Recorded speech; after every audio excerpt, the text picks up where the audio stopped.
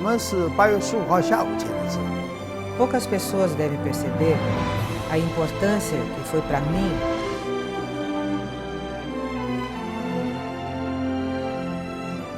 由于这个政变，使得原来的一切联系全部中断。巴西和中国都是发展中的大国。Então, só por aí os países se complementam.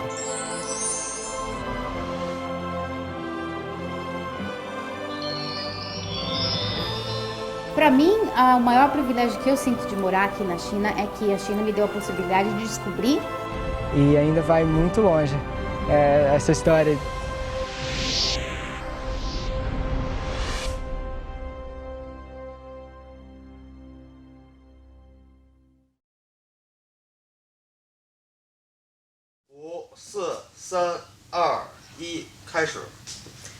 Good morning, everyone. I grew up in Beijing and lived many years in China, so I'm very happy to be here today with our dear ambassador of Brazil. Em um estúdio pertencente a um site da China, está sendo filmado um programa que aborda o 40º aniversário do estabelecimento das relações diplomáticas sino-brasileiras. A apresentadora do programa de hoje é Raquel Martins. Ela tem também um nome chinês, aliás, muito bonito, Xin Hai. Xin Hai é perita em China. No entanto, a maioria dos chineses a conheceu na festa de Ano Novo da CCTV em 1988.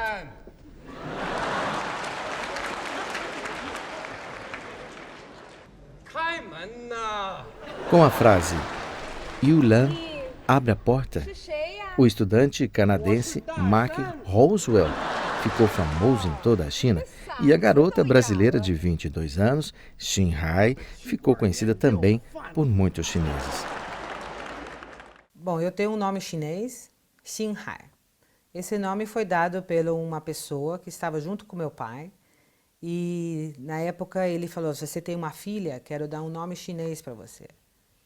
Como esse nome de compositor é Xian Xin Hai, é nome de homem, mas para uma menina também é muito bonito. Xin Hai, Mar de Estrelas. Xin Hai nasceu no Brasil e na década de 1960, os seus pais a levaram com menos de um ano para Beijing, devido ao apoio oferecido pelos revolucionários chineses.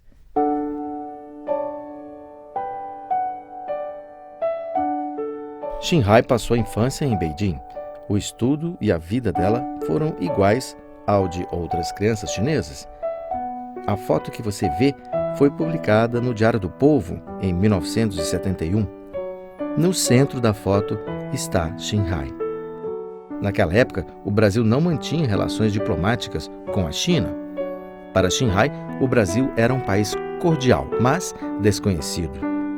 Ela sempre esperou voltar lá um dia. Alguns anos depois, o desejo de Xin Hai se realizou.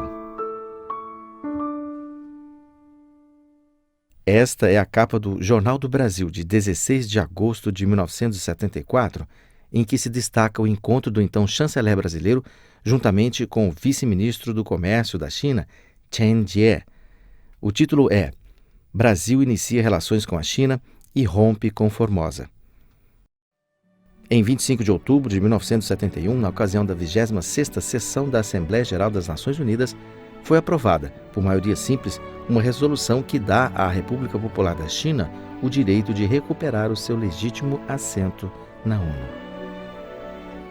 Em 15 de agosto de 1974, a República Popular da China e a República Federativa do Brasil estabeleceram oficialmente suas relações diplomáticas.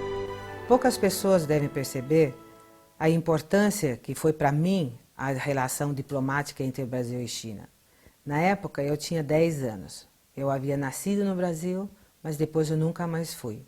Então, quando meus pais explicaram o que seria uma relação diplomática, a minha esperança era assim, um dia estou indo para o Brasil e esse dia está chegando.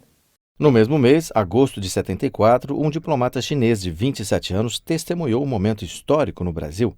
Seu nome é Chan Duqin, que seria o embaixador da China no Brasil alguns anos depois. 我呢是1974年8月份，随着中华人民共和国贸易代表团去巴西访问。那次呢是完成了建交的这个重大的一个事件。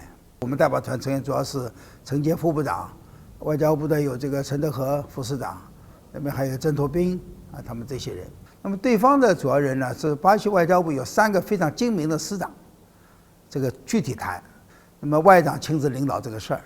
在我们是8月15号下午签的字，在签字公报的那天，有巴西的计划部长、巴西的农业部长以及当时的总统府的民办主任，都作为见证人在现场出现的。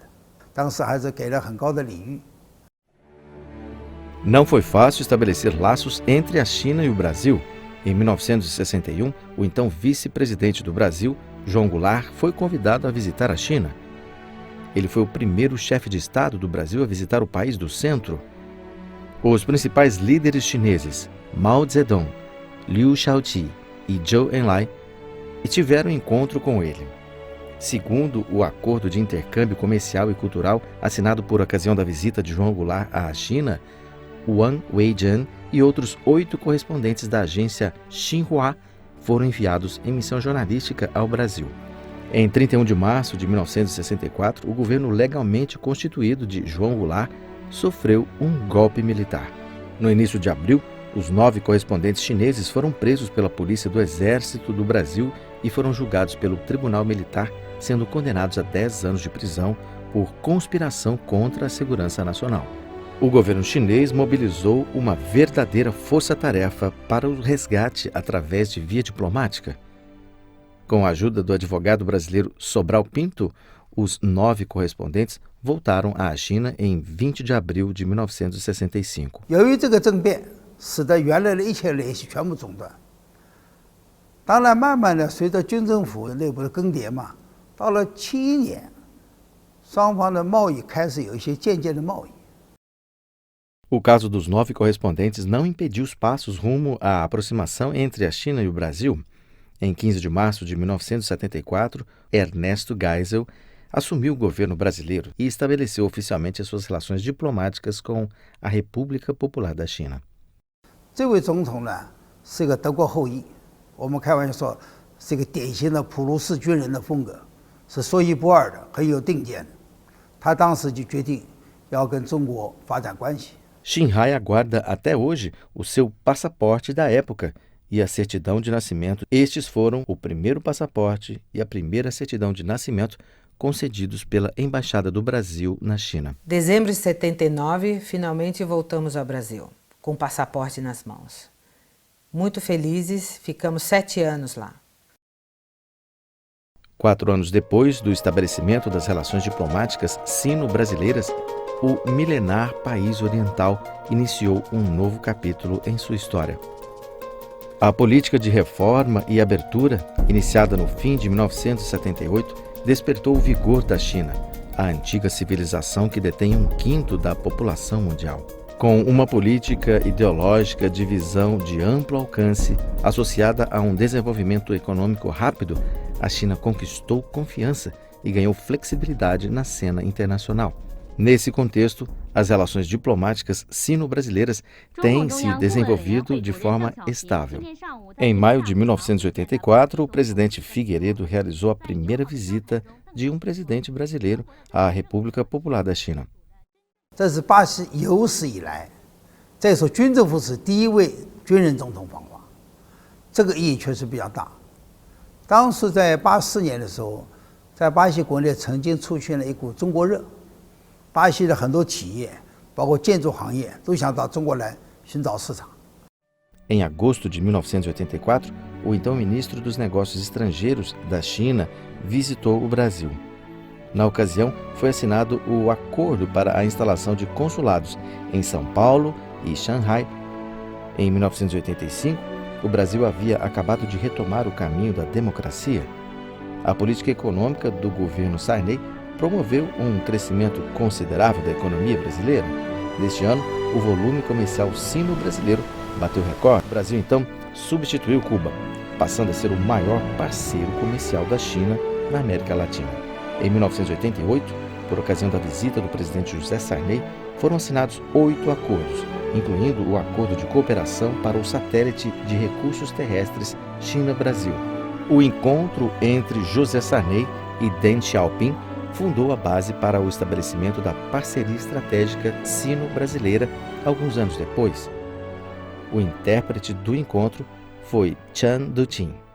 当时邓小平同志已经83岁了，当时就做了一个非常精彩的阐述，就是说，第一，亚洲如果没有中国和印度的发展，谈不上亚洲世纪，谈不上太平洋世纪。他反过来讲，拉美如果没有巴西的发展，也谈不上拉美的世纪。所以我希望亚洲世纪和拉美世纪同时出现。 Desde então, os dois países entraram em nova época, de bons presságios para o futuro.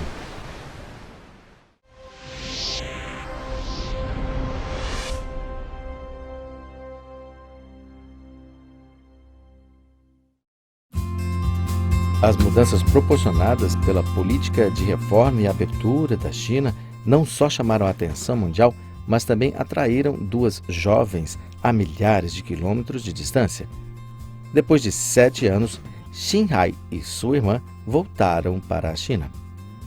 Elas foram as primeiras e únicas estudantes mandadas ao estrangeiro pelo governo do Brasil.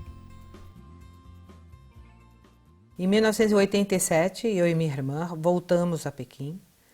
A emoção foi muito grande, voltar à terra onde nós crescemos. E quando chegamos aqui, a surpresa foi total, porque as pessoas se vestiam diferente. Já estavam com calça de boca de sino, salto alto, permanente nos cabelos, batons, música era mais moderna, a mais famosa com Teresa Tan, e também, em vez de outras coisas, bebiam Coca-Cola. A rápida evolução da China promove a frequente troca de visitas de alto nível entre a China e o Brasil. Em 1993, os dois países estabeleceram uma parceria estratégica.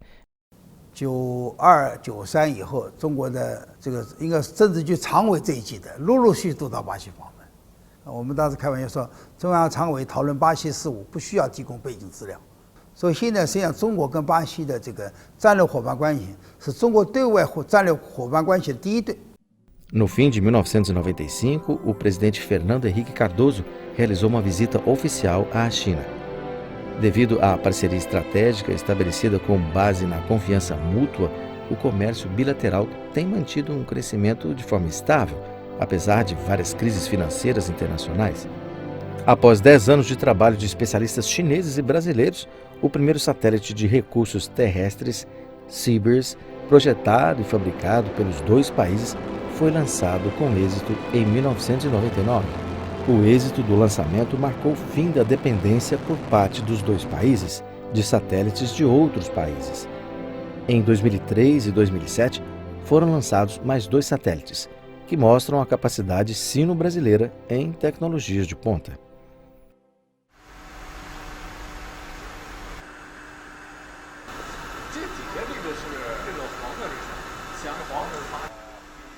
O projetista do programa CBERS, Ma Xijun, hoje tem quase 70 anos. Agora, ele e os seus colegas estão fazendo testes e preparações para o lançamento do CBERS 4 em dezembro de 2014. TCH-34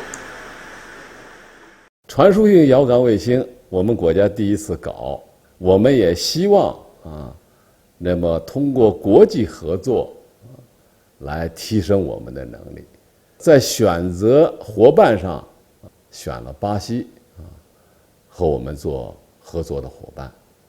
我们觉得呢，这我们2个国家都是属于发展中国家，都是60年代建立了这个空间技术研究院所以我认为我们2个合作有这个门当户对这种成分在里头。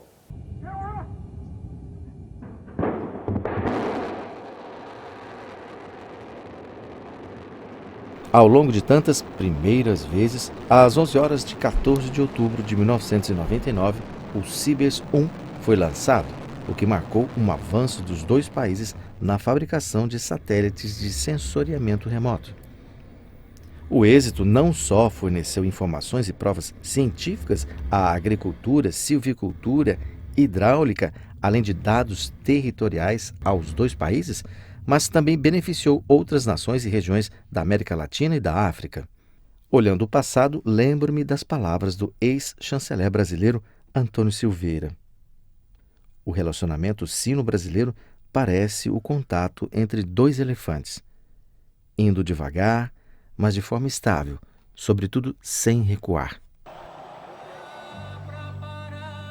Em outubro de 2002, o ex-operário Luiz Inácio Lula da Silva, cuja história é quase um mito, foi eleito o 40º presidente do Brasil.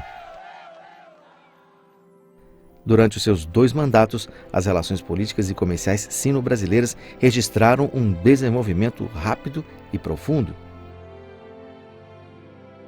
Em maio de 2004, o presidente Lula realizou uma visita de Estado à China, acompanhado pela maior comitiva até então formada.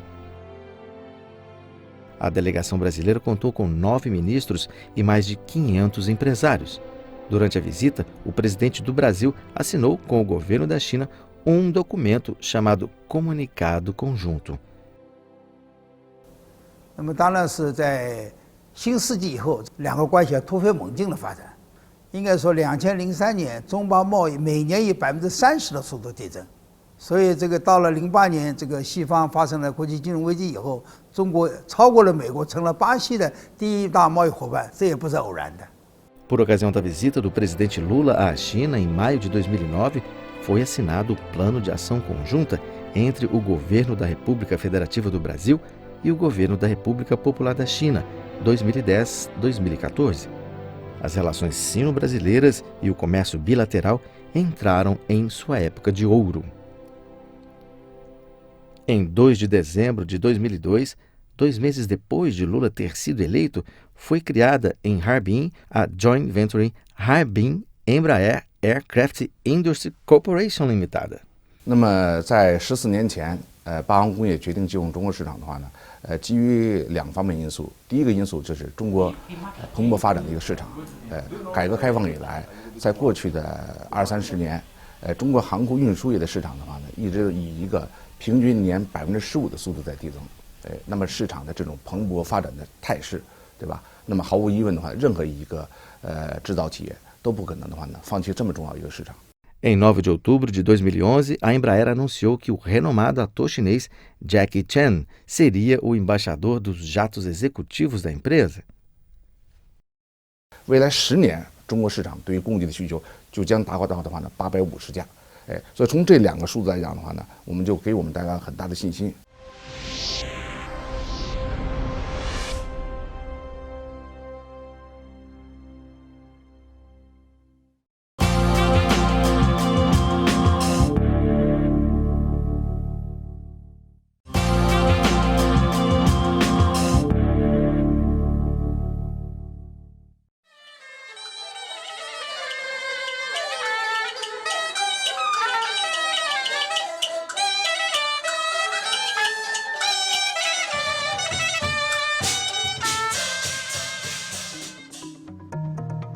Yiwu é uma cidade pequena no centro da província de Zhejiang.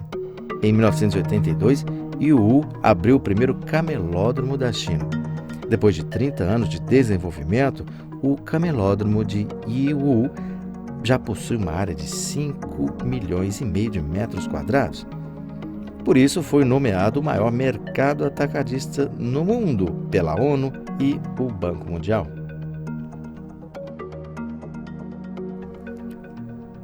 Em 2013, já havia mais de 400 mil comerciantes estrangeiros em Yiwu. Existem 13 mil comerciantes estrangeiros residentes nesta cidade. De cada 100 pessoas, uma é estrangeira, entre as quais há muitos brasileiros. A primeira vez que eu vim para a China foi em julho de 2007. E eu lembro que todos os dias nessa viagem, eu lembro até hoje, eu ficava espantado com tudo, eu não queria nem dormir. Os 3 primeiros dias eu quase não dormi porque eu queria ficar na rua, ficar andando, olhando, vendo as coisas. Para mim era tudo muito diferente, era surpreendente, foi muito, muito forte isso. Daniel é um jovem comerciante brasileiro. Quando ele chegou à China, o Brasil já mantinha relações diplomáticas com o país há 33 anos. E a política da reforma e abertura da China já tinha sido adotada há 30 anos.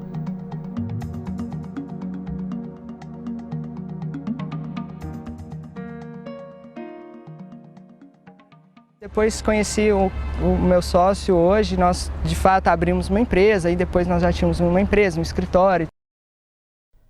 O parceiro do Daniel é um jovem chinês, também comerciante. Eles se conheceram por acaso e depois passaram a trabalhar juntos em Yiwu. Mas o que eu gosto muito dos chineses é que o povo, nossa, tem muitas qualidades. Um povo que trabalha muito, um povo que é determinado. Isso, sem dúvida, eu aprendi muito aqui. Apesar das culturas e crenças diferentes, os jovens têm o mesmo sonho. Depois de trabalhar juntos por muitos anos, estabeleceram uma amizade profunda e cumplicidade, razões pelas quais a dimensão do negócio só tem aumentado. Hoje, Daniel e sua empresa são conhecidos em Yiwu e atraem muitos clientes brasileiros.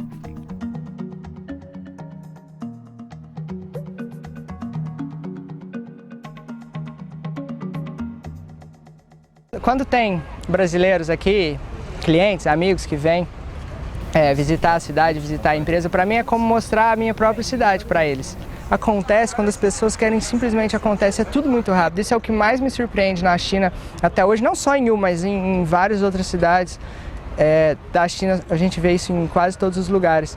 A rapidez do crescimento aqui, como eles conseguem fazer as coisas muito rápidas, é incrível, é muito surpreendente, sem dúvida, ver o quanto cresce as coisas aqui, como cresce. Isso para a nossa realidade é completamente diferente. E isso é muito importante, é muito bom para a gente entender e saber que é possível, sim, crescer muito.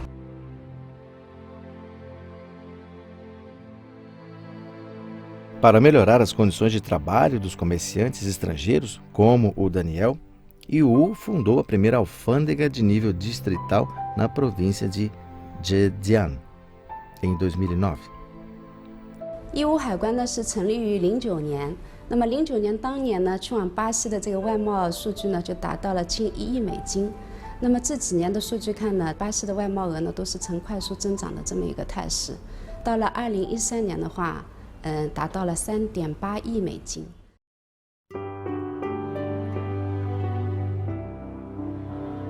Vim para a China há 7 anos atrás, mudou completamente a minha vida e mudou a vida de muitas outras pessoas que vieram trabalhar conosco, e diretamente e indiretamente, de outras empresas e pessoas aqui, e da minha família lá.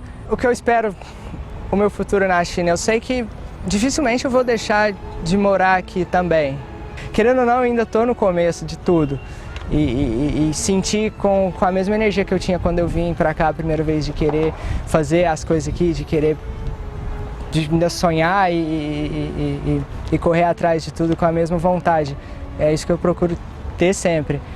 E ainda vai muito longe essa história.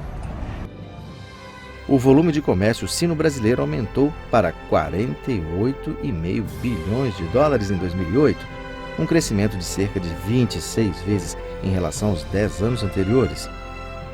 Em abril de 2009, a China ultrapassou os Estados Unidos como o maior parceiro comercial do Brasil, o que é uma marca histórica. Hoje, a China é o maior parceiro comercial do Brasil, depois de ter sido precedida historicamente por Portugal, Inglaterra e Estados Unidos.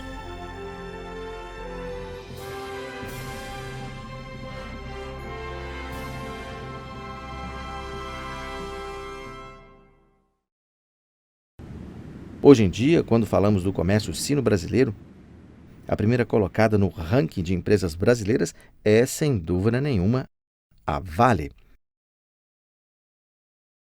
Este é um livro da Vale em comemoração ao 40º aniversário do relacionamento diplomático e comercial com a China.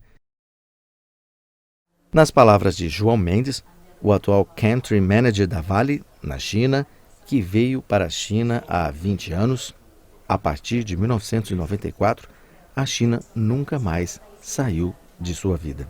Bom, eu dividiria a história da Vale com a China desde 1973, esses 41 anos, onde a gente fez os 3 primeiros carregamentos em 1973. Intuição porque naquela época haviam outros mercados emergentes mais importantes que a China naquele momento na evolução da economia mundial.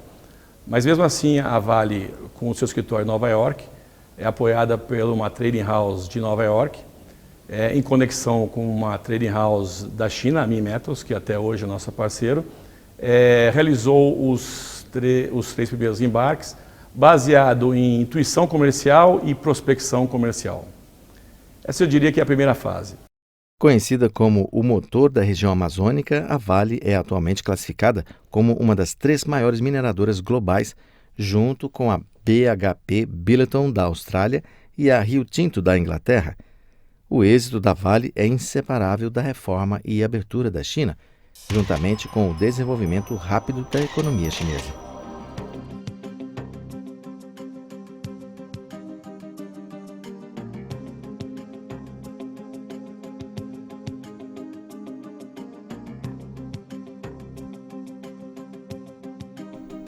O número de pessoas tiradas da pobreza na China de 2002 a 2012 equivale à população total da França.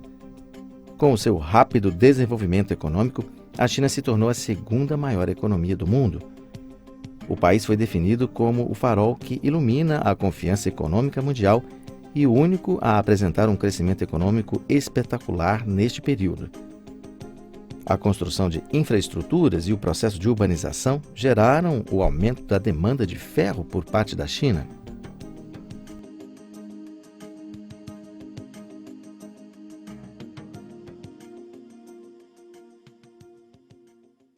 A segunda fase ocorreu durante a abertura da China, a abertura econômica da China com Deng Xiaoping. Foi o advento da usina siderúrgica da Baosteel. A Baosteel entrou no mercado com padrões de classe mundial em termos de performance.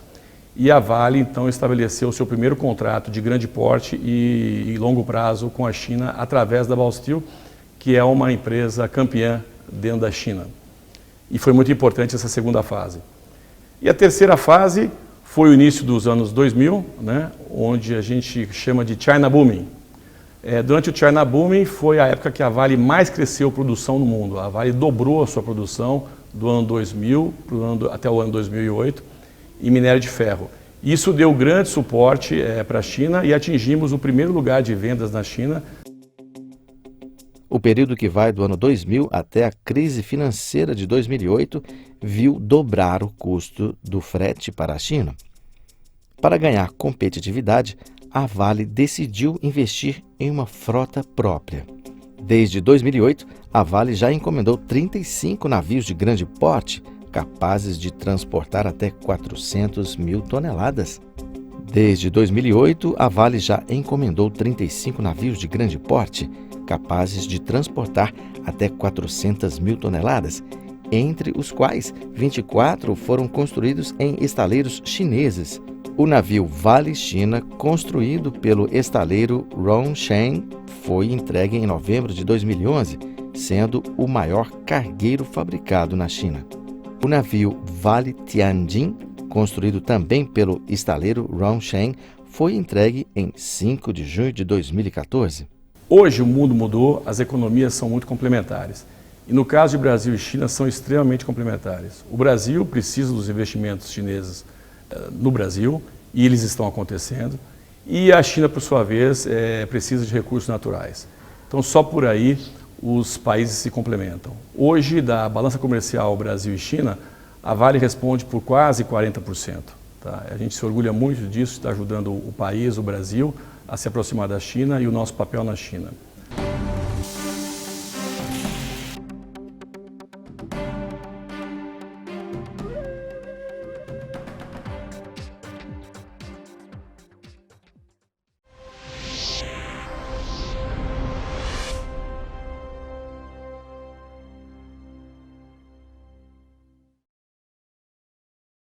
Em fevereiro de 2009, o então vice-presidente chinês Xi Jinping asseverou que a China e o Brasil, dois grandes países emergentes, gozavam de uma cooperação cujo significado iria além do âmbito bilateral, com uma influência global e estratégica. No início de 2011, Dilma Rousseff assumiu a presidência do Brasil, sendo a primeira mulher a ocupar o cargo no país. Em abril de 2011, ela realizou uma visita oficial à China, participando da terceira cúpula dos BRICS, na cidade chinesa de Sanya.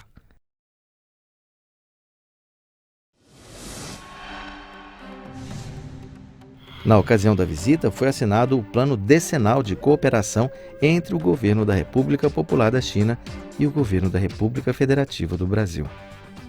O objetivo dessa ação é aprofundar a execução do Plano de Ação Conjunta, assinado em 2009, visando os 10 anos seguintes.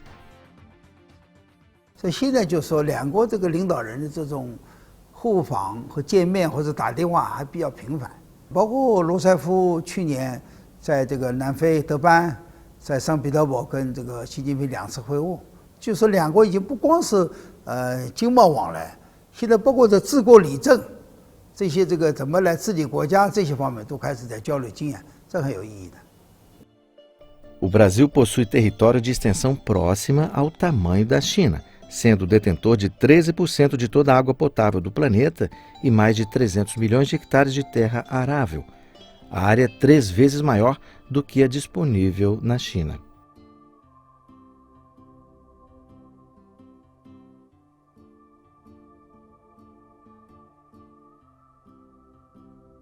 Durante a visita da presidente Dilma Rousseff à China, em abril de 2011, um laboratório conjunto entre a Empresa Brasileira de Pesquisa Agropecuária, Embrapa, e a Academia de Ciências Agrárias da China, LabEx China, foi criado em Beijing. Em 8 de agosto de 2012, a sede do laboratório conjunto, em Brasília, foi inaugurada. 巴西和中国都是发展中的大国。 从中国来说，由于中国的这个自然禀赋的这种限制，我们是一句话，人多、土地少、水资源比较短缺。但是，在巴西现有的2.8亿公顷的这样一个可耕地的这个方面，它的开发还是比较少的，它只有20%的土地用于粮食生产。所以，我觉得从这个角度来说，中国和巴西的这个合作就是一个 共赢互赢，是个优势互补，所以它未来的发展的空间非常大。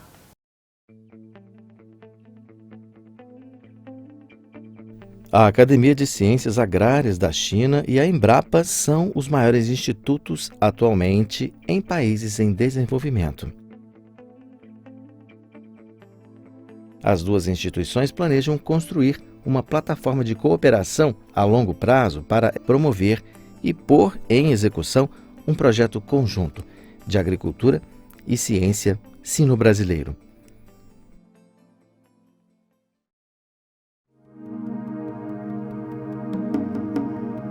Na China, há um provérbio que diz: cada lugar tem a sua terra e a sua água para alimentar seus habitantes. O rio Yangtze, o rio Amarelo e o rio Amazonas cultivaram nações e culturas diferentes. Para o povo brasileiro, a China é um país distante, misterioso, o que lhe dá um certo charme. Não basta conhecer a China através dos livros, temos de ir lá.